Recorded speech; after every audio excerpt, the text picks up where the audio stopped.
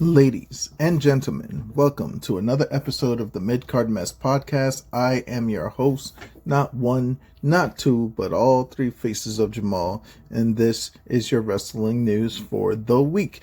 And like I said yesterday, we're back like we never left. It's going to be another iteration or whatever, not like, this is 365. This is day 4 of 365. You already know the vibes, all right? A lot to get into today. We're going to talk about SmackDown really quick before I get into Wrestle Kingdom 19's great pay-per-view. I stood up all night watching this thing. Oh my God, there was just so much great that happened, but I just simply cannot ignore what happened on SmackDown with a new women's champion, which I will get into later on. But let's just get into it with SmackDown's recap. This is the first SmackDown of the new year, so it had to go out with a bang, or it has to start off with a bang, I should rather say. And basically, the first iteration of what happened here was Cody Rhodes coming out, addressing the audience, making sure that they know what the scope is, and the scope basically is him and Kevin Owens has to do the dance one more time to see who's the undisputed WWE champion. But despite all that, Cody is just basically he's pissed off at Kevin Owens, even though Kevin Owens is right. Let's just keep it a stack. Kevin Owens has always been correct when it comes to he's getting screwed over and all this other stuff. So, he did hurt the ref, or the ref wasn't there for the count. He could have won the match, but that's neither here nor there. Kevin Owens feels like he's been wrong, but Kevin Owens has always felt like he was correct. And, as Cody was talking about Kevin, Drew McIntyre's music hit. And, it was weird to me because, I was just like, okay, why is Drew here? But, later on in SmackDown's main event, it made sense why Drew is going to be there because, the bloodline is going to go against the new bloodline. So that makes sense why he's kind of there. But why is he going after Cody? And that's the thing. We thought that he was going to attack Cody or whatever not. And surprisingly, he reached out. He came in the ring. He reached out and he hugged Cody Rhodes in the middle of the ring. And we're just like, what the hell is this? And basically he said, yo, we go way back. I just, you're wasting your time on this nonsense. And, you look like you need a friend. And Cody Rhodes was basically said, I don't need no friend, brother. It's like, get out of here with that. And then, I know that you might, if you want to fucking fight me for the title, then we can do this at whatever time, because I know I'm going to wax Kevin Owens. And it's just like, I don't know about all that, but I'm not trying to fight you. Drew said, I'm not trying to fight you, but, I just leave you with some piece of advice and you better watch your back. And right on cue, here comes Kevin Owens smoking Cody Rhodes, and he smoked Drew left the ring, and then Kevin Owens and Cody get into a little brawl, a little altercation and everything like that. All these fucking stooges from the back come out. You see Kenny Dykstra and Jamie Noble coming out there, and everybody, trying to fucking stop moving them out the way for their brawl. The one thing I did not like about this segment is that they were stepping all over the fucking WWE Undisputed United. They were stepping all over the title, and I just I don't know. That's an ick to me. Why are we stepping on the most prestigious title, one of the most prestigious titles in pro wrestling? What are we fucking doing? But that's just a small ick from me. That's just something that I noticed. Drew McIntyre coming out, it was a surprise. It was a nice little, what are you doing here type stuff. But as I said, later on it's going to make a little bit more sense because, the OG bloodline versus the new bloodline, Drew's got to get he's looking for scalps. He's looking for his scalp. So, it just took mad long, opening up and stuff like that. So this leads us into the first match, which if you are a New Japan fan, if you are a CMLL fan, then you've probably seen this match mad times over. But this is basically Shinsuke Nakamura versus Andrade.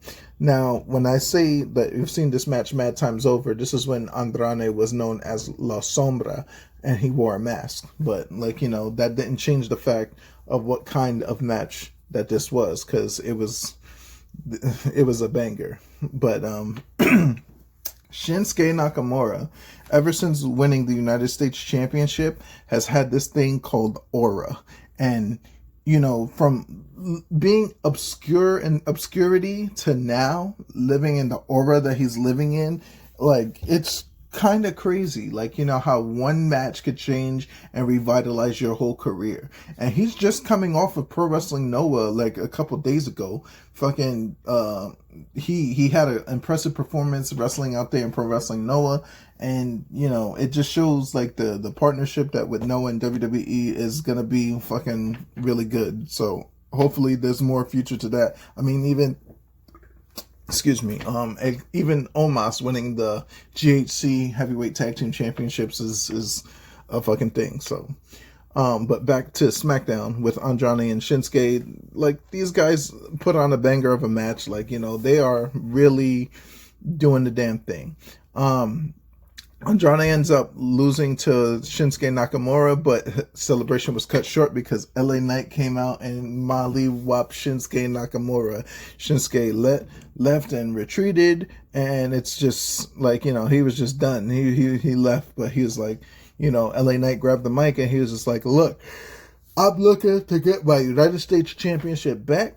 And that's that. Like, there's nothing that nobody can do.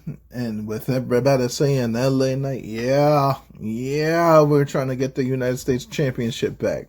So, it's kind of crazy. Then there's like a segment that happened in the back with Pretty Deadly and Legado del Fantasma. And, that sets up like, little seedlings of rivalry. The tag team division is kind of trying to pick up some steam and everything like that. So, it is what it is.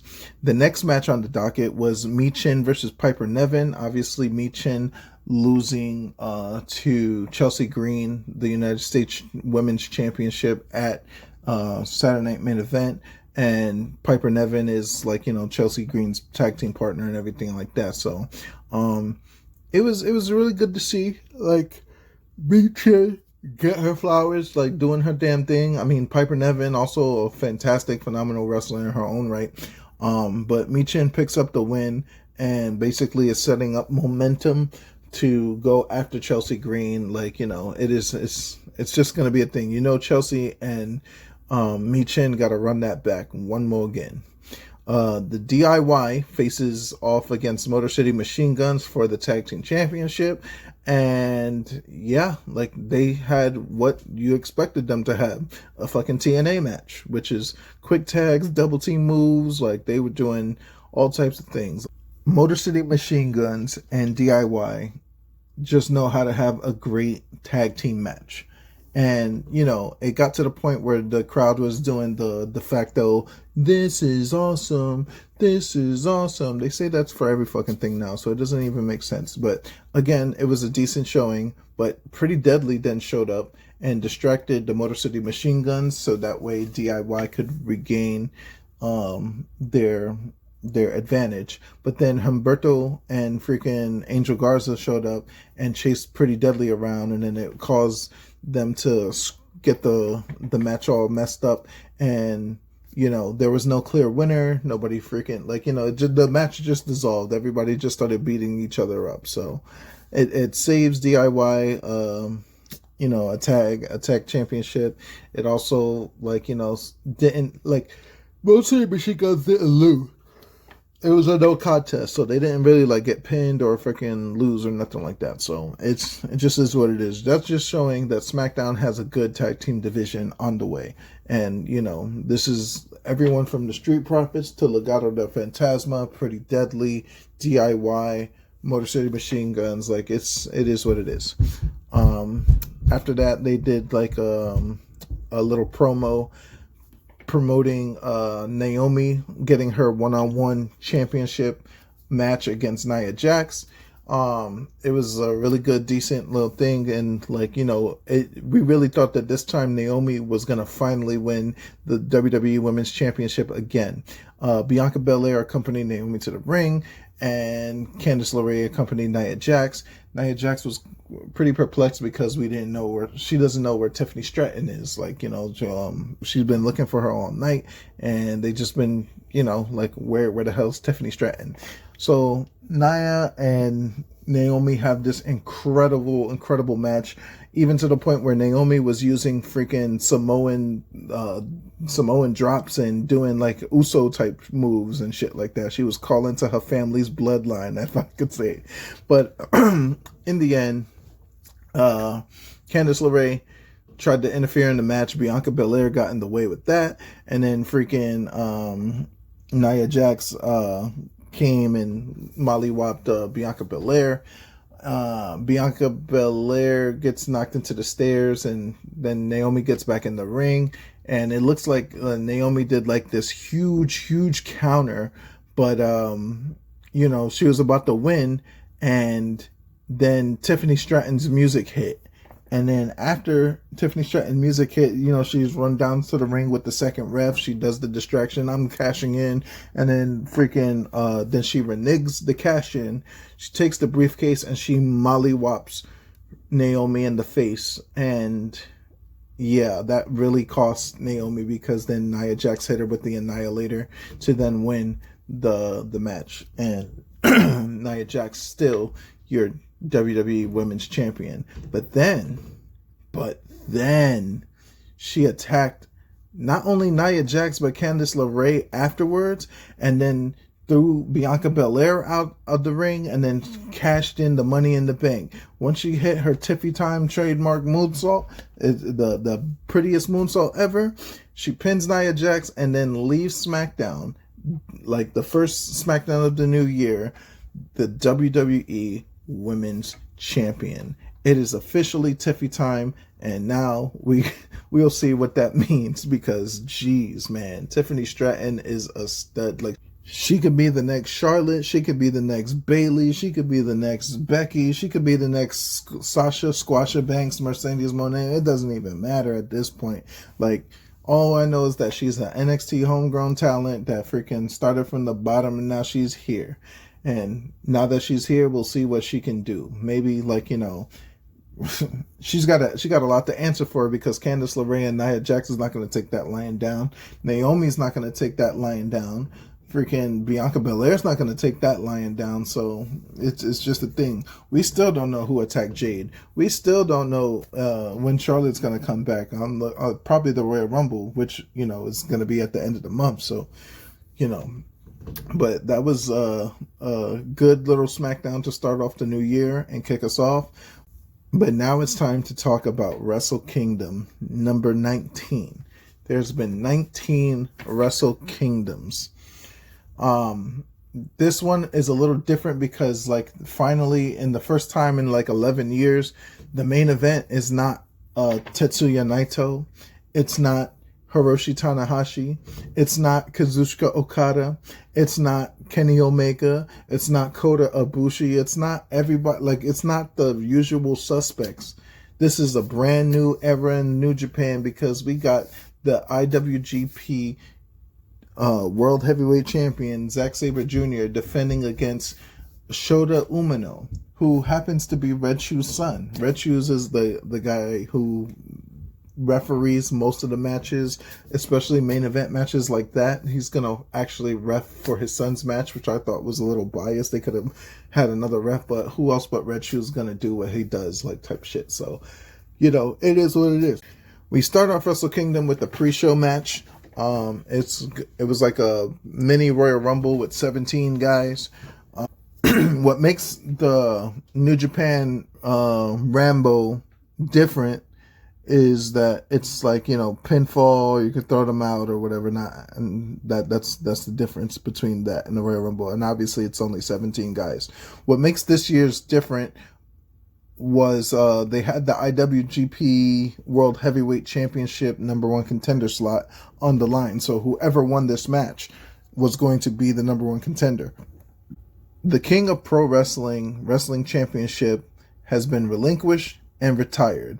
Kazuchika Okada, had made that belt a thing probably around like 2019 during the COVID era, trying to make something new and stuff like that. So normally the New Japan Rambo was used to determine the Fatal 4-Way for the King of Pro Wrestling Championship Fatal 4-Way match. But this time, like I said, this year was different. The stipulation was the winner of the new Japan Rambo, is going to be the number one contender for the IWGP Heavyweight Championship. So there was a lot of guys up in there. Saw Josh Barnett showed up, and it was just a lot of people going. Like you got Kenta, you got Great Khan, Yuji Nagata. Like there was just a few people in there that you were just like any one of these guys could potentially be the number one contender. And eventually Hiroki Goto, one half of the shitty ass tag team Bishamon, won the right to challenge for the IWGP Championship sometime later.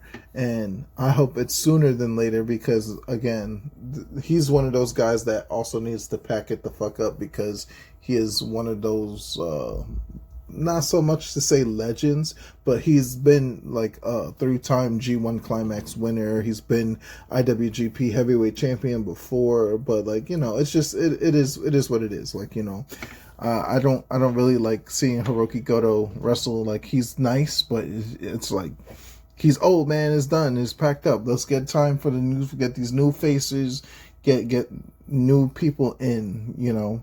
It is what it is. So the next match on the docket was going to be the Ichiban Sweet Boys from TMDK, Robbie Eagles and Kosei Fujita, versus the IWGP Junior Tag Team Champions, the Intergalactic Jet Setters with Kevin Knight and Kushida, Catch 22 representing the United Empire with TJP and Francisco Akira, and also Bullet Club War Dogs, Clark Connors and Driller Maloney in a Fatal 4-Way match. What I didn't tell you guys yesterday was I didn't know this, but it was going to be a ladder match for the IWGP Junior Tag Team Championship. And that's basically the first time in Wrestle Kingdom history that there is a fucking ladder match that's going to happen for some titles. And not only some titles, it's the IWGP Junior, championships. Very prestigious Junior Tag Team Championships, a very prestigious tag team championship to begin with. So a lot of great tag teams have held those belts before. 3 out of the 4 tag teams here have already won the IWGP Junior Heavyweight Tag Team Championships, the champions included. So and it was just nice to see that they had some innovation here. They're taking a step in the right direction. Ladders all over the place. Everybody hit their shit. everybody hit their shit. But at the end of the day, Robbie Eagles and Kosei Fujita of TMDK, the mighty does not kneel on this one, take the IWGP Junior Heavyweight Tag Team Championships. And it was just a fun match to watch. In the end, Fujita had Francisco Akira at the top. He had him in like a little headlock, like a reverse dragon sleeper, and grabbed the IWGP Junior Tag titles from the run. So, yeah, man, a lot of moments in this match was just like, they had the small tables. I don't know what's good with the New Japan tables, but them shits look like it fucking hurts. And it's tiny. And it's not like, the American tables or it's not like the American tables where it's like, big, sturdy or whatever. These are like short, mini brown tables. And they just be plastering motherfuckers through that shit. It's like, boom. And it's like, damn. Man, they look like they hurting. And then another thing, the ladders that they chose to use, these skinny ass ladders, I was like, God, what's going on? Those don't look like sturdy ass ladders at all. But it served its purpose, and it was a great little ladder match to see. So, and it was one of the first matches on the card, so that was awesome also to see. it was the first time that freaking Kosei Fujita actually won a championship at all. So now Robbie Eagles has a record with holding the tag titles with the oldest, which was Tiger Mask last year. He was teaming up with Tiger Mask, and now he's teaming with the youngest, with Kosei Fujita. So good win for TMDK. We'll see them later on tonight. Mai Iwatani solidifies herself as the icon, and she's basically the female Okada at this point because she defeated Azumi for the IWGP Women's Championship. Now, this match was on bumpers from the word go. As soon as the bell rung, these women just beat the hell out of each other, like off the ding ding, and they just flying after each other, like, you know. And it's nothing like, you know, animosity. There was like no animosity, but you could tell that these motherfuckers wanted to win so bad. And Azumi did her thing, but Mai Iwatani positioning herself as the female Okada at this point because she's just doing the damn thing. Azumi did this crazy Canadian destroyer, and it was 2 back to back, and it was like crazy. But at the end of the day, a suplex hit by Otani wins the match for her, and you know, I don't know who's next. Like, you know, who literally is next at this point. At this point, she's got to face like either like the AEW champion or a Ring of Honor champion or somebody, because geez, man, whoo, damn. I don't know. Azumi did her best fucking thing, but this really gave like Eddie Guerrero, Rey Mysterio Jr. at Halloween Havoc vibes. Like, you know, it's crazy to think about. But Mai Iwatani with the win. If you're gonna go watch it, you gotta go watch it on New Japan World, or you could peep them out on Instagram. You could see like highlights of the match on YouTube, New Japan Global. You could peep all that stuff out, like that I'm talking about here. Yeah, man, like just like, watch that match. That match was crazy. Next on the docket, we have the returning from cancer El Phantasmo versus Jeff Cobb, Ryohei Oya, and Ren Narita for the New Japan World Television Championship. So, what makes this match kind of crazy is the fact that El Phantasmo returned from he was battling cancer earlier later in the year of 2024, and he, like, you know, it looked grim for him to even return back to the ring at all. And, you know, it was good to see that he not only came into the match, but he won the damn thing. So him beating Jeff Cobb and Ryohei and Ren Narita, like, you know, it was just a good match to watch. It was a feel-good match. Everybody got their shit in. Like, you know, Jeff Cobb shows how fucking strong he was by breaking the board that Ren Narita normally brings down to the ring and stuff like that. Ren Narita looking like the stud that he is. Ryohei ever improving. You know, he's representing TMDK. So, but in the end, El Phantasmo gets the win and is now the World Television Champion for New Japan Pro Wrestling. What a story for him. The next match on the docket I'm a little upset about because, you know, I've been telling this man to go pack it up for years now. Hiroshi Tanahashi versus Evil in a lumberjack match. Should Tanahashi lose this match, he would have to retire. And when I tell you I was rooting for Evil to retire this man, I'm done with the ace. I am done with Tanahashi. You're corporate now. Like, just pack it up, bro. Like, we're done. You're like Jericho territory, Goto territory. Like, you know, we're done with you, bro. Like, it's over. Go to the land of forgotten toys. We're finished. Let the new wave come in. That's how I was feeling, man. Like, it's just crazy. Like, damn.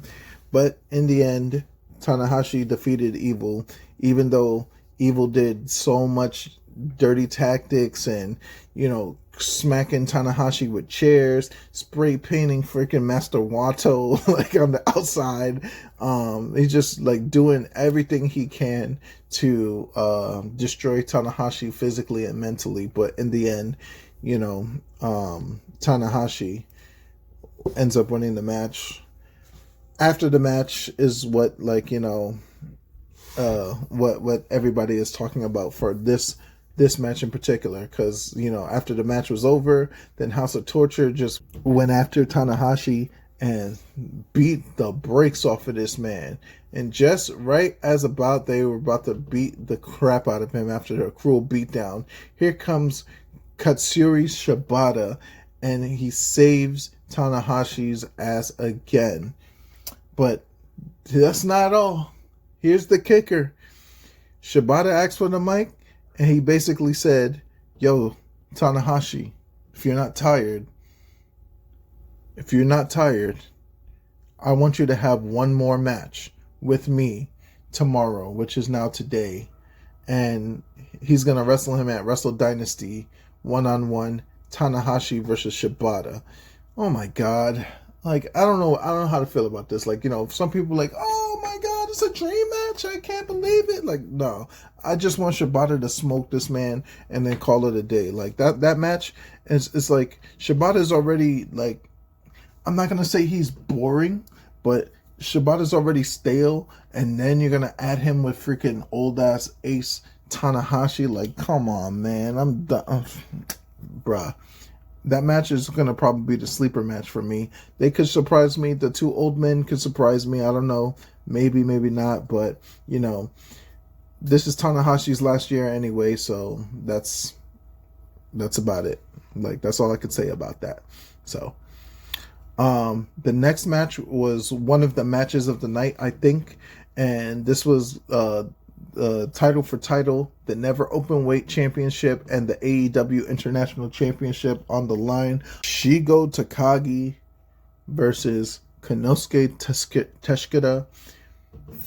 Man, these boys, I'm telling you, man, they whooped the holy hell. They whooped the holy hell out of each other. And I'm talking everything from a blue thunder bomb, knees to the face, big elbows, big bomber attacks. Like, oh my God, like, they whooped each other's ass in this match. It was like watching freaking,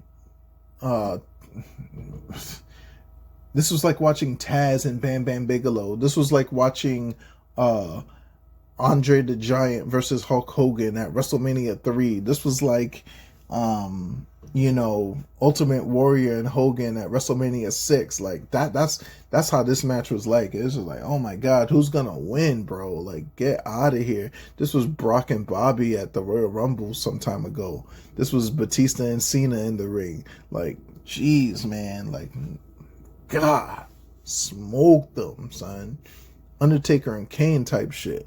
But at the end of the day, Konosuke Teshikata wins not only the Never Openweight Championship, but he also defends his AEW International Championship, and now he's a double champion. I can't wait to see what is going on for this kid. Ever since he teamed up with Don Callis and became the Alpha, which he's now known. Funny how that turns out. But now that he's been the Alpha, he's been doing Alpha things and just destroying everybody in his path.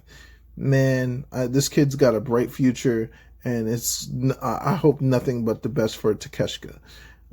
The next match on the docket should have been one of the matches of the night, but unfortunately, this ended very somberly, and I really, from the way that it started to the way that it ended, it's like, it's just a damn shame. It was for the IWGP Junior Heavyweight Championship, and you really don't ever want to see matches end this way, but Desperado defeated Doki for the IWGP Heavyweight Championship. Excuse me, because Doki ended up injuring himself. So yeah, once he landed on the outside on the blue barricade, he was unfit to continue, and he just couldn't. Yeah, it was bad. It was really bad. He took a really bad bump on the outside, and then he was like really, really, really injured. So hope goes out to Doki, the former IWGP Junior Heavyweight Championship. You really don't want to go to like a WrestleMania-esque type event and not only lose the match, but you lose your belt off of injury in the middle of the match. Like, that's how you lose. And even for El Desperado, even for Despy, he didn't want to win that way, but that's just the way that the cookie crumbles, and El Desperado is now your new IWGP Junior Heavyweight Championship. All the best wishes to Doki and his recovery from this injury, and I just hope that he gets well soon and gets back to being the great competitor that he is. This next match on the docket was for the IWGP Global Heavyweight Championship, and when I tell you that my boy David Finlay put out, but it was not enough. That genome freaking guy, fucking Yoda Tsuji from Los Ingobernables de Japón versus the leader of Bullet Club, the War Dog himself, David Finlay.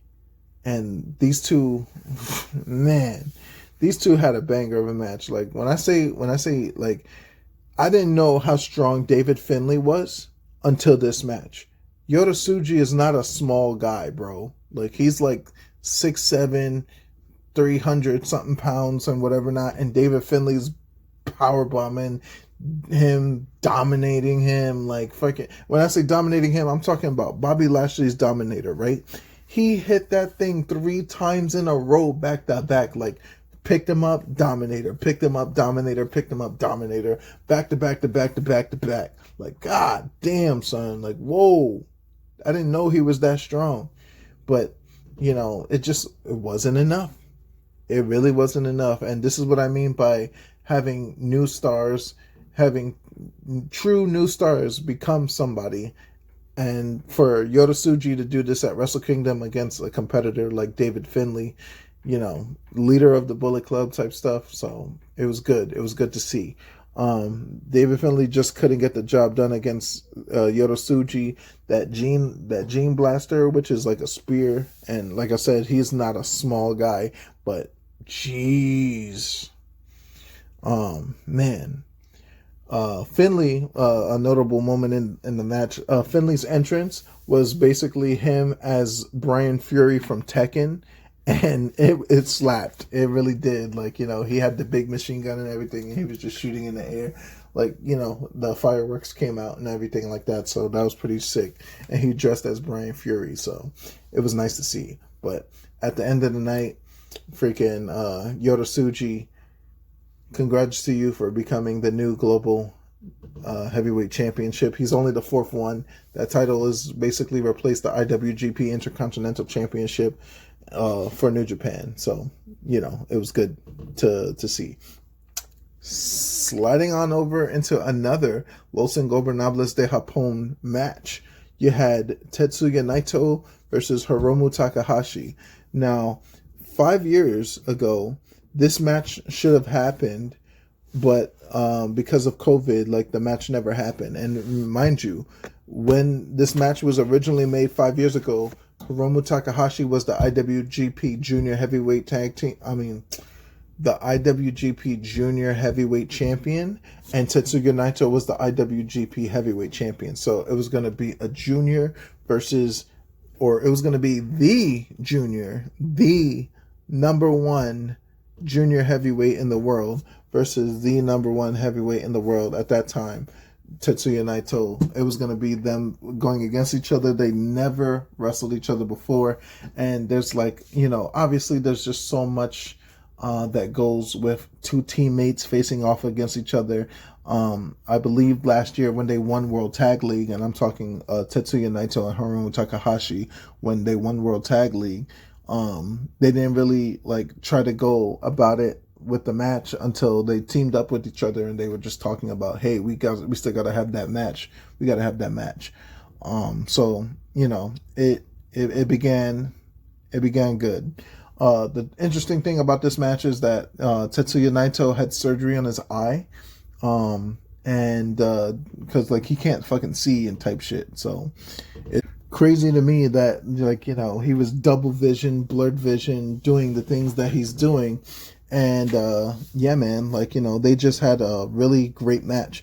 Now, they didn't do anything that they wouldn't normally do, but at the end of the day, Naito did the best comeback that he can. He looked not, excuse me, he didn't really look like the best Naito I've ever seen, but it was still pretty damn good. And obviously, Hiromu Takahashi is still a junior at the end of the day, even though he was doing some big boy heavyweight things.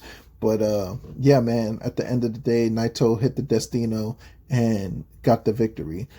Even though that they beat the hell out of each other in the match, you could tell that both respected each other well enough to where, Takahashi gave respect to Naito, Naito gave respect to Takahashi. So it was just one of those matches that you got to see to believe type stuff.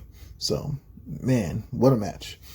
Now, we go to the main event, which, like I said, it's the first time in 11 years that somebody other than Naito, other than Tanahashi, other than Kenny Omega, Kazuchika Okada, all the usual suspects, man, they did not show up to the freaking show of shows and brought to the big dance. These were two brand new guys.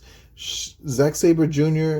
coming in as the champion, and then Shota Umino coming in as the challenger. This was both of their first time in the main event at Wrestle Kingdom site. So it's just incredible. I was waiting for something like this to happen for New Japan for a long ass time, and it finally happened. So yeah, man. So the ebbs and flows of this match was felt through the entire fucking match, and there were many things that Zack Sabre Jr. normally wouldn't do, and there was many things that Shota Umino really normally wouldn't do, especially being a quote unquote babyface. But his affiliation to the Death Riders and Jon Moxley and them, he still got a match that he has to face off against tonight with Claudio Castagnoli and stuff like that. And also, the same thing with Zack Sabre Jr. He still has a match that he has to wrestle against Ricochet.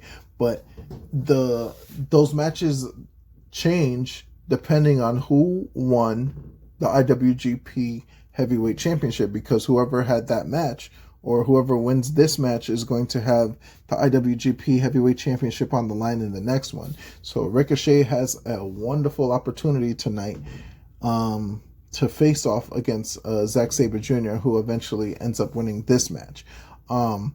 This match was really visceral. This was a good Zack Sabre Jr. match. If you ever wanted to know all the arsenal of Zack Sabre Jr., why Zack Sabre Jr. is so good, this is a match that I recommend that you watch. And it was the main event of Wrestle Kingdom. It was a nice little touch. TMDK at the end, holding the IWGP Junior Heavyweight Tag Team Championships along with Zack Sabre Jr. I know that Ryohei didn't get his job done in his match, but it is what it is. You can't win them all. At the end of the day, this match felt like a game. Think of a video game that you played for hours and hours and hours and hours, and you finally beat it, and it was just damn, I'm finished. There's not more. I want more. It felt kind of like that. And it was the Tokyo Dome main event. It was Wrestle Kingdom 19. So if this was WrestleMania 19, then I can't wait for 20. I can't wait for freaking 20, because yeesh, we got a whole calendar year to freaking worry about that. But Wrestle Kingdom 19 for me was a very successful pay-per-view. Yeah, man, I'm looking forward to Wrestle Dynasty. It's gonna be also in freaking a banger, a hoot. They have special matches going on that I really do want to see.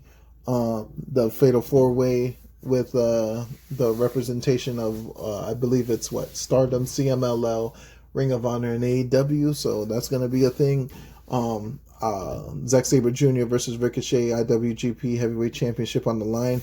Gabriel Kidd versus Kenny Omega. I cannot wait for that match in particular. I want to see Gabriel Kidd do the fucking work on Kenny Omega. I want to see him emerge as a star in this match. As much as I'm a fan of Kenny, Gabe Kidd is a fucking madman, and I hope that he wins that match. Alright guys, that's going to be it for me. I'm going to be prepping myself to watch Wrestle Dynasty tomorrow. I'll be dropping the results of Wrestle Dynasty, so be on the lookout for that episode. And just keep up with me. This is day 4 of the 365-day journey, so we're going to freaking do it big and do it for a long, long time. So this is 3 Faces of Jamal. I'll see you guys on the next one. Peace. Oh, by the way, like, share, subscribe. I'm putting this on YouTube. Please like the video. Please share your comments. Say that I suck. Say that I'm good. Say that, your comments is appreciated. Let me know what I can do better, what I need to do, what I have to do, some recommendations, who you want on the show. I'm trying to get more guests on the show. So, just give me some feedback. Good, bad, indifferent, I don't care. Just give me something, all right, guys, I'm gonna let you go with that, and then I'll see you guys on the next one tomorrow. Episode 110. I'm gonna be talking about Wrestle Dynasty, so catch you on the next one. Peace.